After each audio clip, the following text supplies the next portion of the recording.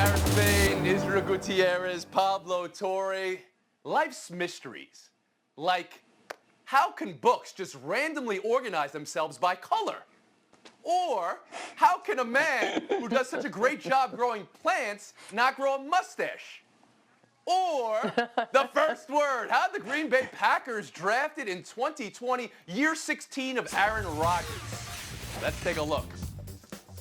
Trading up in the first round to pick his heir apparent, spending the next 8 picks in the greatest wide receiver draft in recent history on not a one wide receiver. It's become noticed by some that Green Bay seems to draft in a way that might demonstrate they're thinking about life away from Aaron Rodgers.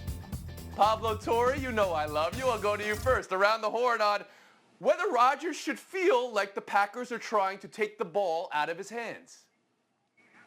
He absolutely should, Tony, and it's not just the Jordan Love thing. It's the fact that the second-round pick was A.J. Dillon, a running back. The third-round pick, Josiah DeGuara, a tight end to help the run game. Matt LaFleur learned at the foot of Kyle Shanahan. Kyle Shanahan drove a truck that flattened the Packers last year in the playoffs.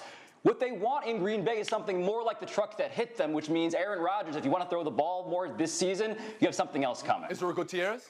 It's just a little mind-boggling to me. I don't think they're thinking of the years past Aaron Rodgers. I think they're overthinking their current time with Aaron Rodgers because, look, I understand the idea, man, that team really beat us and we can look like them because I'm a coach who knows that system. But we've also seen great quarterbacks throw to a stacked wide receiving core or a stacked offense and win that way as well. We have yet to see that Aaron Rodgers get that opportunity. And why not? Because we're enamored with what Matt LaFleur can coach or what we're enamored with another organization is doing. It doesn't really make too much sense to me. You're talking about 28 years of either Aaron Rodgers or Brett Favre as a starter in Green Bay, and you've only got 2 Super Bowls out of it. That seems like a failure to me, and if he's only got a few more years left, why not stack the offense just one time? One time for him. I never thought about it like that, Israel Gutierrez. 2 in 28 years, a failure in the Green Bay franchise. How about you, Sarah Spain? Yeah, I mean, the Packers can certainly point to the transition from Favre to Rodgers as proof that they understand when it's time to bring someone in to be the ultimate successor. But it's those later picks that Pablo referred to that really make you question whether they think that they still have a window open with Rodgers. Look how far they made it last year. Look how far they keep making it without giving him those weapons. Why not do that while you still have the Hall of Famer, one of the greatest ever? Even if you do want to look at the quarterback position and have someone ready, you could still bring in weapons for him. That's the part I don't understand. We've seen relationships fray in the past between a team and their quarterback position, so let me just go. Let's odds maker this like we're on PTI, Pablo Torre. Chances by the end of the summer, Aaron Rodgers says, you know, I don't know if I want to be a Packer anymore.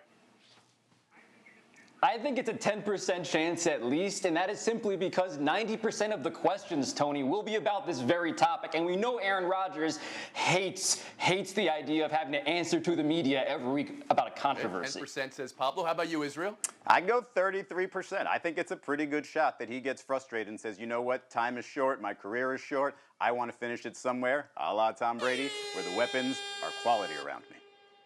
And Sarah Spain. I'm going to go 5% this summer, 40% next year. 5 this summer, 40 next year. All right, I can follow that, but the point's going to Israel Gutierrez for that stat about all-time championships between Favre and Rodgers in that 3 decades. Stunning to me now that I actually think it through. It seemed like there would be more than that. We'll move on. Thanks for watching ESPN on YouTube. For live streaming, sports, and premium content, subscribe to ESPN+.